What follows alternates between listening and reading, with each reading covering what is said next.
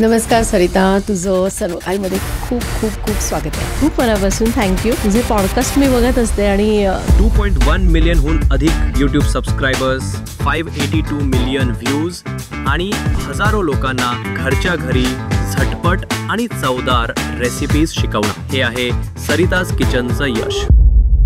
बाहेरचं जे street food असतं ना, ते एवढं टेस्टी का लागतं? बाहेर जेव्हा आपण जातो त्यांना शेवटी त्यांचा बिझनेस करायचा असतो. त्याच्यामध्ये भरपूर प्रमाणात बटर वापरलं जातं, शिवाय टेस्टिंग पावडर वापरली जाते. घरी करताना ते अगदी छान होतं, पण आपल्याला कुठेतरी कमी वाटतं. तुला आवडणारी अशा कुठल्या डिशेस आहेत? सगळंच. म्हणजे ढोकळ्याची गंमत सांगते. माझ्या नवऱ्याला ढोकळा खूप आवडतो. मला यायचाच नाही ढोकळा. म्हणजे काय माहिती, तो एकतर कच्चा राहायचा किंवा फुगायचाच नाही, चपटा व्हायचा. मी म्हणायचे माझाच असा का होतो? तीच रेसिपी आहे जी सरिताज किचन मध्ये सगळ्यात जास्त बघितलेली, जिला ऑलमोस्ट 1.5 करोड पेक्षा जास्त व्ह्यूज आहेत. काही जणांना ना बघून कळतं ह्याच्यात मीठ कमी आहे. ते कसं ग? मला ना सगळ्या बायकांना स्वयंपाकाचा का कंटाळा येतो? असं वाटतं की कुकिंगला स्किल्स लागत नाहीत, त्यामुळे त्याला तितकं अप्रिसिएशन पण मिळत नाही. मला ते रोजच करायचंय, मला कुणी त्याचा पगार देत नाही. आपले ही तरुण मुलं मुली आहेत की ज्यांना वेळच नसतो, तर ब्रेकफास्ट मधल्या अशा काही रेसिपीज सांग, झटपट होणाऱ्या आणि टेस्टी. उदाहरणार्थ थालीपीठ करू शकता, मखाणे खाऊ शकता, राजगिऱ्याचा लाडू पण असतो, तर राजगिऱ्याच्या लाह्या सुद्धा मिळतात.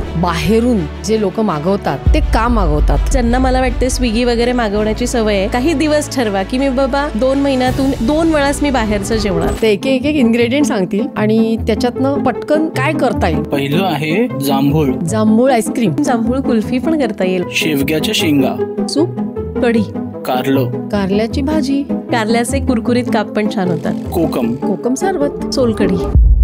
आपण हॉटेलमध्ये जायचो आणि तेव्हा म्हणायचं की अगदी किती घरच्यासारखं झालंय नाही का, आणि आता आपण तेच घरी म्हणतो, अगदी हॉटेल सारखं झालंय. फक्त मला एका गोष्टीचं आश्चर्य वाटतं. आता